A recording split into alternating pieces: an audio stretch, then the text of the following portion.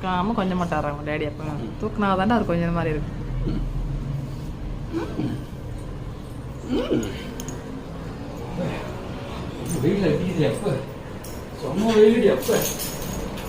என்ன வீட்டுக்கு வந்திருக்கீங்க? இதை பேசுகிறான் எதுக்கு வெயில் அடிக்குதா? சீச்சி சாப்பிடக்கூடாதா? நீங்க சாப்பிடாதீங்க, எனக்கு வாங்கி கொடுங்க. ஆனா யாரையும் கொஞ்சிட்டு வரல, நீதான் வந்து கொஞ்சன. மம்மி மாமா நாத்தடி.